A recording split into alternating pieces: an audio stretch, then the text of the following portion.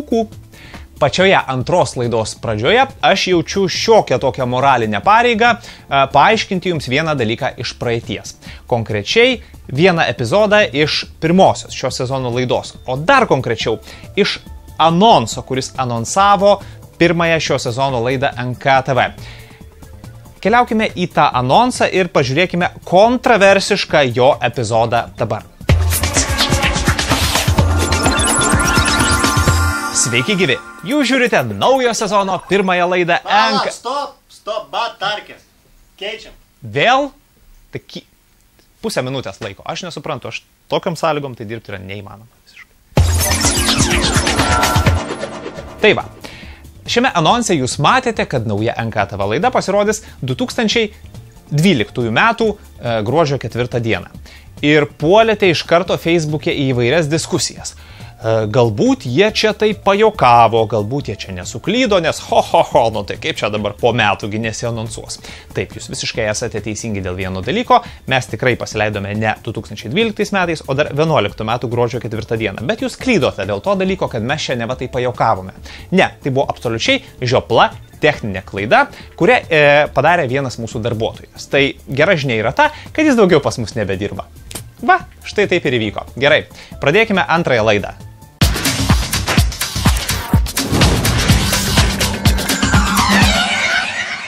Laidos pradžioje iš karto dėkime konkursą jums. Jūs mėgstate laimėti prizus, o mes mėgstame prizus padovanoti jums. Prizas šiandien yra štai šie NKTV marškinėliai. Prašau. Grožis ar... Pala, čia yra ne tie marškinėliai. Kodėl kiekvieną kartą man kažkas padeda ne taip? Va, ačiū. Štai, bičiuliai. Geranoriškai ir su šypsena jūs galite laimėti štai tokius NKTV marškinėlius.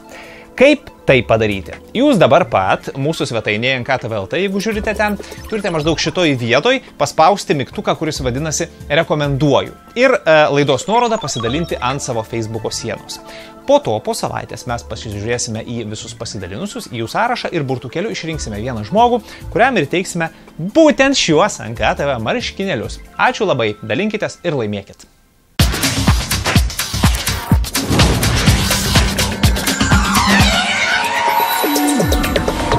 Google Maps arba Google žemėlapiai išleido 6-ąją savo versiją. Tiesa, ji yra išleista kol kas tik tai Android telefonams ir jos esmė yra štai kokia. Iki šiol Google žemėlapiuose jūs galėjote vaikščioti gatvėmis. Ir jie rodydavo adresą, namą, net galima būdavo įlysti gatvę ir pasižiūrėti, kaip jis atrodo, viskas yra šaunu, viskas yra fainai. Bet nauja paslauga yra tokia. Nuo šiol su Google Maps jūs galėsite vaikščioti po pastatų vidų. Konkrečiai kol kas po oro uostų ir po parduotuvių. Štai jūs matote, kaip viskas veikia IKEA prekybos centre. Žmogus užeina į vidų, pasiema savo androidinį smartphone'ą ir štai Google Maps, sako, taip, čia yra vaikų skirelis, čia yra virtuvės rakandai, o čia aš galiu rasti kažką, reiškia, stovelį popieriaus, tualetinio popieriaus ritinėlį. Va, argi ne puikiai paslauga. Bevėlis interneto ryšys. Jūsų namuose ar biure vaikšto po patalpą radio bangomis. Ar ne? Radio bangomis, grubiai techniškai labai nesigilinant į detalės.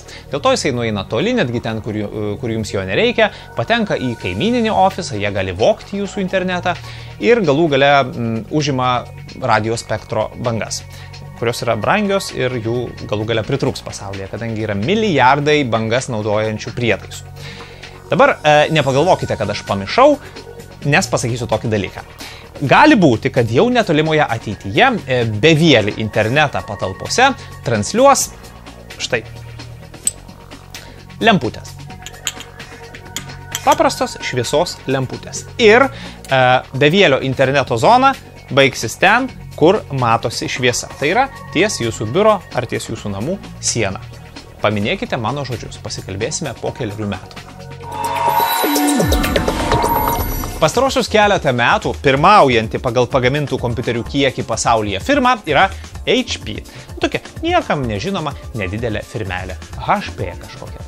Va, gali būti, tik tai gali būti, pabrėžiu, analitikai tai prognozuoja, jog kitais metais HP iš sosto išstums Apple'as.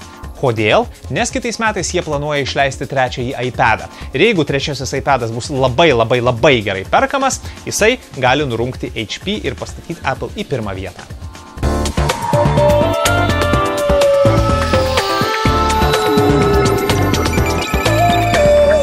Gerbiami NKTV žiūrovai, norėčiau Jums pristatyti pirmąją svetainę šios dienos rubrikoje Tikle. Prašom visi dėmesio į ekraną. Artūras atsiuntė mums šią svetainę ir tai yra visireceptai.lt. Apie ką jį? Apie skaniausius valgius ant tavo stalo. Taip sako šitas geltonai žaliai raudonas čili pipiriukas. Kasgi čia yra viduje? Jums reikia visų pirma pasirinkti, iš ko norite pagaminto patiekalo. Pavyzdžiui, aš norėčiau kažko iš... Padarykim nesąmonę. Iš žvėrienos. Žvėrienos receptai. Bebriena. Nu jėga, norėčiau sužinoti, kaip padaryti bebrą. 311 kartų kažkas skaitė šį receptą, atsiuntė Liudmila ir Liudmila padarė bebrienos fotonuotrauką. Pažiūrim. Čia gal ir okei. Čia dabar yra marinuota bebriena, reikia suprasti. Gerai, mums reikės svogūnų, druskos, pipirų aliejų. Bebrienos, kilogramų bebrienos. O kur gauti bebrienos velnės nerašo. Gerai, grįžkime į titulinį ir žiūrim, kas dar čia. Bet aš norėčiau parodyti jums savo favoritą iš šios svetainės. Na, kiek aš pažiūrėjau ją per kelias minutės. Ką tikrai dabar pat va šį sekmadienį norėčiau pasidaryti, tai patiekalą pavadintą paršiukai. Paršiukai yra kiaulienos patiekalai ir faktiškai kiauliuko pyragėliai. Va, pasižiūrim, kaip atrodo paršiukai. A ne gražuoliai, ką? Laidos žiūrovas labai liūdna pavardė. Liūdžius. Vaidotas Liūdžius. Rekomendavo mums kitą puslapį. Pažiūrėkime, kas yra čia. O čia yra ypatingai žiemos metų tinkamas dalykas. Tai yra dviračio dydžio nustatymo sistema.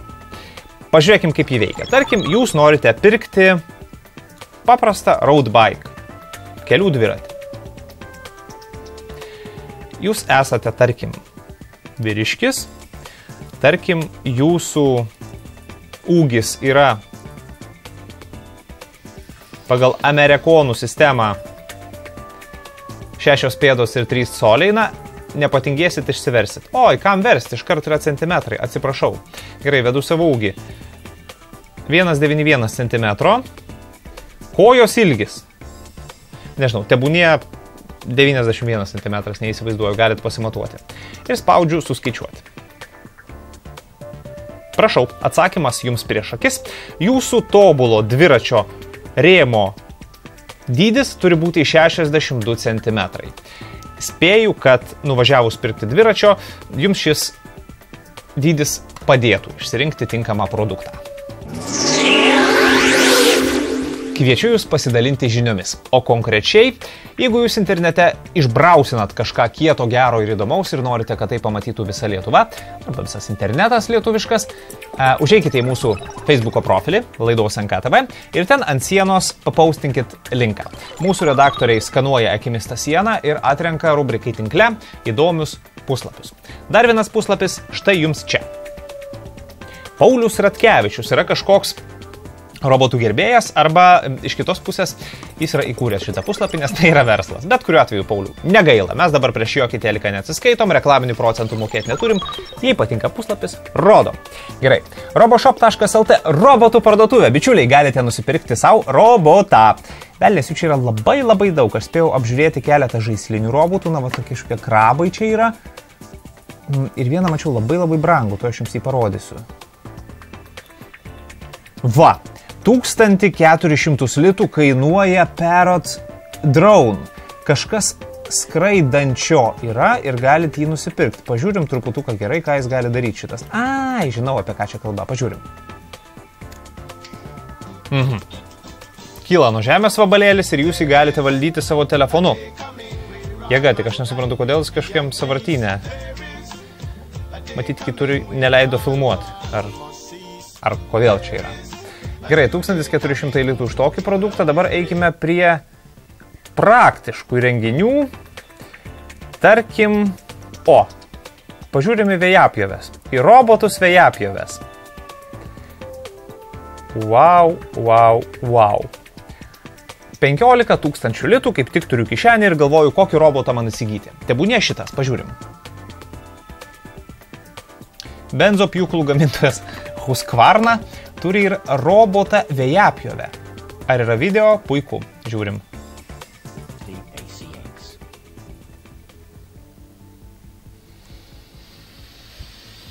Fully robotic lawnmower that's quiet, reliable, and never leaves the office. Pasakiškas daiktas. Aš tik dabar pagalvoju apie vieną praktinę situaciją. Įsivaizduokit, kad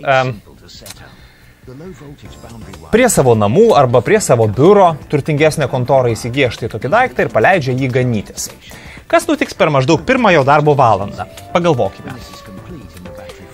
Jo nebeliks. Nes jį nusineš kitas lietuvis. 15 000 litų.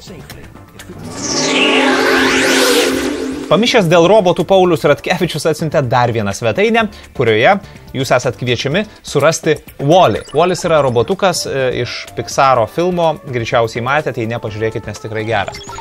Kaip reikia ieškoti Wall-E? Čia yra gyvas velnės, gyvas perkūnas pačių įvairiausių robotų. Aš prisipažinsiu, pažįstu tik tai keletą iš jų, kažkas iš žvaigždžių karų čia gyvena. Čia yra Matricos padaras, tas Sentinelis taip vadinamas. Čia yra kas? MTV serialų reikalai, žodžiu. Ir kažkur čia yra pasislėpęs mažasis, gražusis Wall-E'is. Aš jau jį suradau. O jums pavyks?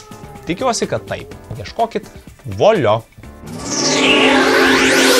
Labai keistas puslapis. Povilas Mockaitis jį mums atsiuntė. Jūs galite savo vardą paversti veidu, snukučiu. Tarkim, aš parašysiu, kad mano vardas yra Žilvinas Grigaitis. Into a face. Vardas į veidą. Va, Žilvinai nepyk, bet Žilvinas Grigaitis yra toks. Esmė tokia, kad šitus paveikslelius jūs galite išsisaugoti savo kompiuterį ir po to naudoti kokiuose forumuose kaip savo avatarą. Tik tiek. Kažkada mes pranešime spaudai žadėjome, kad naujoji internetinė NKTV bus be cenzūros. Mes ir būname be cenzūros, nes seniau mes tokio puslapio jums nebūtume rodę. Ir šis puslapis yra apie moterį, kuri gali tapti kiekvieno iš jūsų drauge. Kas jūs bebūtumėt, vyras ar moteris. Ir puslapį mums atsiuntė... Kas atsiuntė puslapį? Edvinas Sirvytis. Šaunuolis bičas. Žiūrim puslapį. Tai va. Yra dama, kuri sėdi ant sofos. Ir dama klausė jūsų, ką tu nori, kad aš padaryčiau. Be jokios abejonės, pirmas žodis, kurį mes galime parašyti, yra Kuk, pagamink maisto. Nu, tik, ką tu pagaminsi? Ne. Tai kam reikalinga tokia moteris, aš atsiprašau, gerai. Kitas dalykas, ką mes galim panaudoti, tai kambario valymui. Tegul jinai klinina ką nors.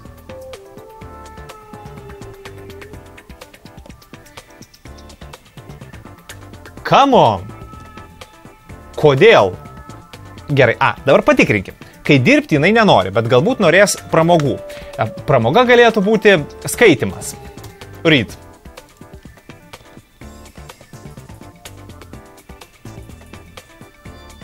Gerai.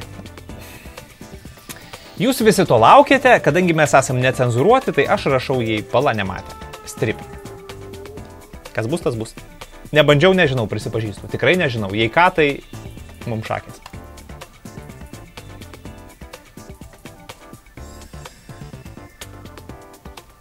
O. Fantastika. Fantastika. O kas čia dabar?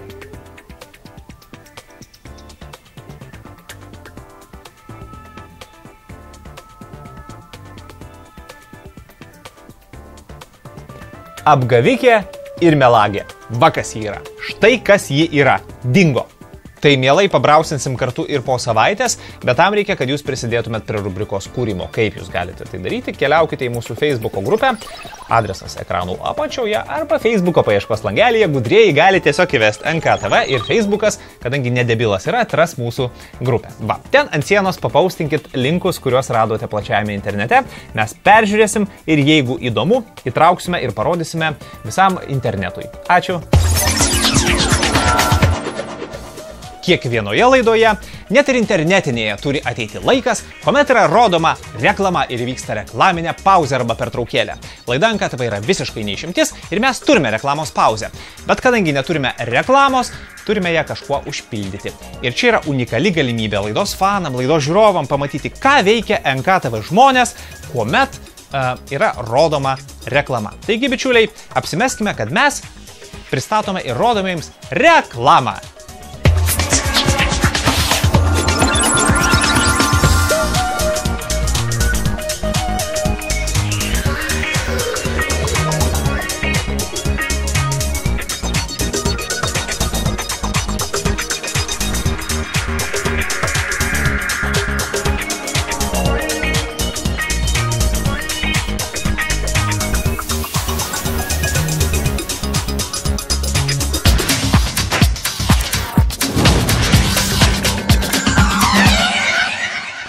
Aš jau esu pasiruošęs tam ir žinau, kad internete mūsų žiūrinti publika yra kur kas reiklesnė nei paprastas eterinės televizijos žiūrovas. Todėl, bičiuliai, NKTV kūrėjai yra ne asilai ir pasiruošę jums duoti naujienų laidoje. Iki šiol niekada nebuvo, bet dabar bus laidoje rubrika Kompiuterinis anekdotas. Rubrika, kurioje aš, pasitelkdamas visus savo visiškai negrabius anekdotų pasakojimo gebėjimus, bandysiu jums papasakoti ir pasekti po vieną kompiuterinį anekdotą kiekvienoje laidoje. Dabar aš esu taip pat nekvailas ir žinau iš praktikos, kad kur kas juokingiau anekdotai gaunasi tada, kai anekdotus pasakojantis vedėjas kalba greičiau. Tai dabar mes mane truputuką sugreitinsim. Juliau, įjunk trečią pavarą. Dabar aš turiu kalbėti šiek tiek greičiau. Jaučiat? Iš karto juokinga, ar ne? Praktiškai galiu ir nepasakoti anekdotą, bet aš jums papasakosiu. Kompiuterinis anekdotas numeris 1. Įsivaizduokite, iš aukšto dangoraižio, iš 50 aukšto, krenta žemyn kompiuteris. O kompiuteris, krisdamas, galvoja, velnias, ot kad taip dabar pastrikčiau. Publika, kur juokas? Va, geri NKTV žiūrovai. Ačiū, kad juokėtės. Tikrai buvo geras anekdotas, ane? Va. Jei turite kokių kompiuterinių anekdotų, tai rašykite jos tiesiai ant mūsų Facebooko sienos. Ačiū labai.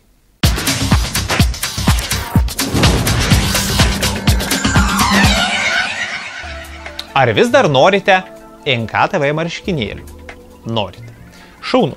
Tai aš juos paimsiu ir gražiai padėsiu ant kėdutės, kurios jūs nematot. Žiūrėkit, dabar padėsiu. Va, NKTV marškinėliai yra padėti čia ant kėdutės. Dabar tam, kad jūs juos laimėtumėt, jūs turite, žiūrėdami mus nktv.lt, maždaug va šitoj vietoj rasti Facebookinį mygtuką rekomenduoju. Kai jūs jį paspausite, jūs ant savo Facebooko sienos pasidalinsite nuorodą į šią laidą, į video failą. Nespamas, nieko baisaus, ar ne? Ir iš tų žmonių, kurie pasidalins mūsų laidą ant savo sienos, mes po savaitės išrinksime vieną ir tam žmogui padovanosime NKTV marškinėlius, kuriuos aš padėjau čia ant tos kėdės, kuriuos jūs nematot.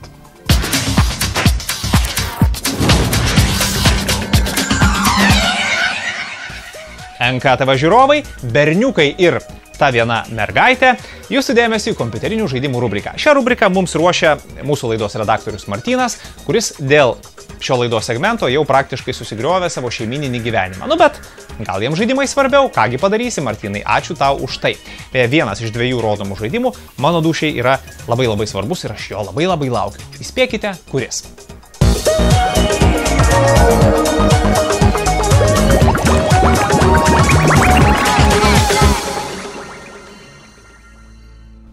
Game of Thrones. O taip, čia jau man daug įdomiau. Visų pirma, žaidimų redaktorius liepia pasakyti, kad esu didelis George'o ir Martino fanas ir esu perskaitęs visas The Song of Ice and Fire knygas. Aš jų neskaičiau, bet žiūrėjau serialą. Čia redaktorius Martynas skaitė knygas ir eina dėl jų iš proto, rašo man kasdieną SMS su visokiom citatom. Tai aš tiesiog ignoruoju jos. Tai va. O serialas, tai iš tiesų turiu pasakyti, yra superinis. Jį dar pavasarį pristatė amerikiečių HBO ir IMDb jis vertinamas net 9,4 balo. Tad jei mėgstate fantasy, tikrai rekomenduoju pažiūrėti. O dabar apie žaidimą. Game of Thrones kaunatės dėl Westeros karalystės sosto. Čia susikerta kelių dominuojančių klanų keliai. Tiesa, jų pavadinimai kažką sakys tik tuo atveju, jei esate skaitę bent vieną serijos knygą. Tad tą temą per daug nesiplėskime. Čia kaip ir kitose RTS. Renkate resursus, auksą aukštos klasės karių samdymui, maistą paprastiems kariniams vienetams. Tačiau žaidimo mechanika čia kitokia nei kitose strategijose. Čia neužtenka pagaminti milijoną karių ir taip čiuptelti priešą už gerklės. Čia svarbiausia – įtaka. O jos įgyti galite tik subtilaus žaidimo, apgaulių, šnipinėjimo ir diplomatijos dėka. Kol skaitėme žaidimo anonsus, žiūrėjome pirmuosius trailerius ir sekėme žinias iš kūrėjų. Visą tai atrodė tikrai įdomiai. Naujas požiūris į RTS žanrą ir taip toliau ir taip toliau. Tačiau tik pradėjau žaisti, paaiškėjo, kad deja, Game of Thrones Genesis yra nežaidžiamas. Pradėkime nuo to, kad vienu metu turime vadovauti žudikams, šnipams, tekinti kokią nors mergelę už potencialaus sąjungininko, rūpintis resursų išgavimu ir kita velneva. Atsiranda daugybė mikrovadybos, kurios kūrėjai niekaip neišsprendė. Automatizavimo galimybių nulis. Todėl kiekvieną veiksmą turite atlikti spraksėdami pele tol, kol nugangrenuoja pirštai ar prarandate kantrybę ir einate valgyti šaldytuvą sumuštinio su dešra riebe. Game of Thrones Genesis yra 3 žaidimo režimai. Kampanija, žemėlapių peržaidimas prieš kompiuterinius oponentus ir multiplayer. Pirmi du kenčia ne tik dėl anksčiau išvardintų problemų, bet ir todėl, kad dirbtinis intelektas čia yra tiesiog idiotiškas. Jis tiek absurdiškas ir pilnas klaidų, kad kartais jūsų kariai gali praeiti priešui pro pat nosį, šiam niekaip nereaguojant. Multiplayer atrodytų įdomiausia žaidimo dalis. Tačiau su jo problema ta, kad mums tiesiog nepavyko rasti žaidėjų. Nesvarbu, ar rinksitės vertinamą ar paprastą mačą, norinčių sužaisti oponentų čia beveik nėra. Nebent iš anksto susitarsite su bičiuliu, kuris pasiryš tokiai aukai. O gaila, nes žaidimas galėjo būti tikrai geras. Genesis išties turi keletą gerų idėjų, tačiau jos yra tiesiog neišpildytos. Beje, ta pati kūrėjų komanda žada kurti ir Game of Thrones motyvais pagrįstą RPG. Po šio projekto belieka tikėtis, kad jiems nepavyks gauti autorinių teisių. Jeigu jums kada buvo ar yra įdomu, kokius žaidimus mėgsta laidos NKTV vedėjas Ernestas Janušas, galiu atsakyti. Pat dabar paimsiu ir atsakysiu šitam interneto amžiuje. Man patinka šaudyklės, first person shooteriai. Kodėl? Nes atrodo viskas labai gražiai ir žaisti yra lengva, iš esmės, jeigu pasiemi nesunkiausią lygį. Nereikia ten strateguoti, galvoti ir panašiai, mėgstu prisėsti ir pavaryti, pamiršti visus ir pavaryti. Ypač nacius mėgstu galvoti. Gerai, bičiuliai, šiandien turime šaudyklę, dėl to man širdis spurda. Noriu sužinoti apie ją daugiau.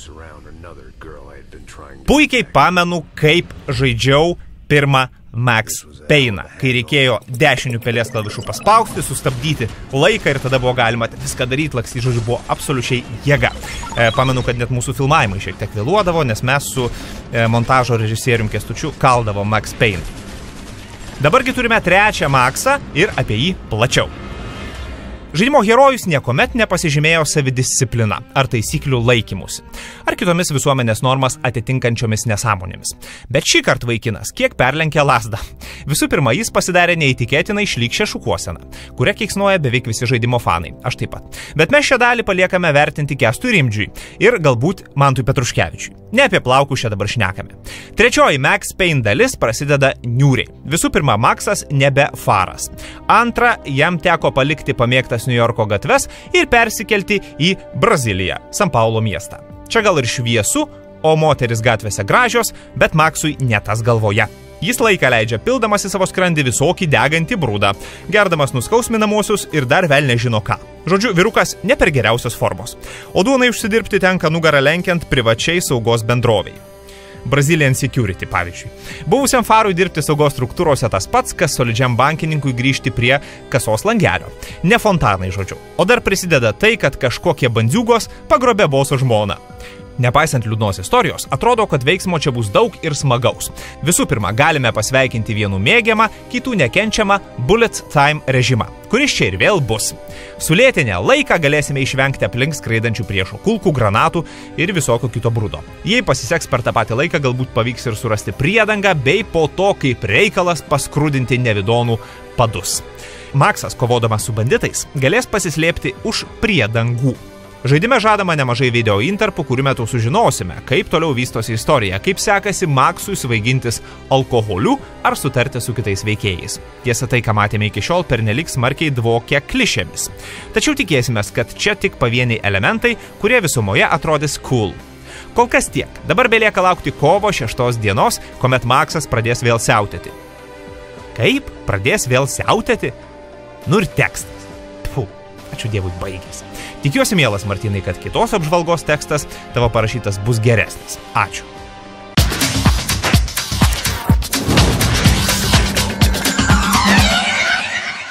O tarkim, jūs žiūrite televizijos laidą. TV3, LNK, nesvarbu. Klausimas. Ar jums niekada nebuvo smalsu, kas yra toj studijoje truputį labiau kamerą pasukus į kairę ar truputį į dešinę? Tai yra už to standartinio kadro ribų. Man iš tikrųjų žiauriai būdavo smalsu, kadangi aš jau keletą metų, ne vienerius metus praleidau televizijoje.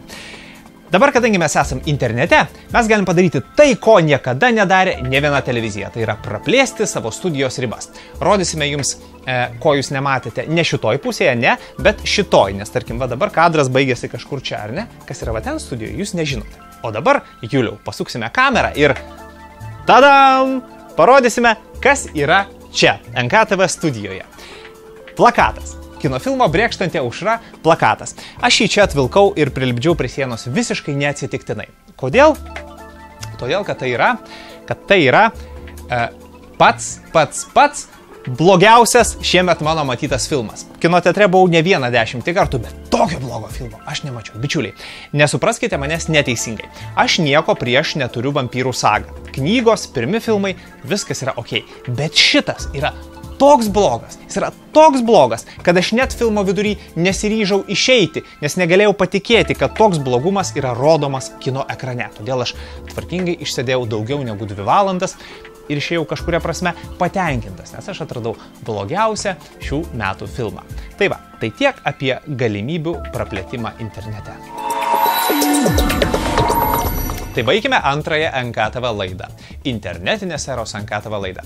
Ir galvoju, kodėlgi mums neįsivedus šitoj vietoj gražios tradicijos. Pavyzdžiui, visuomet laidą pabaigti neigiamų komentarų apie ją. Pabandykime. Štai atsitiktinis neigiamas komentaras apie NKTV.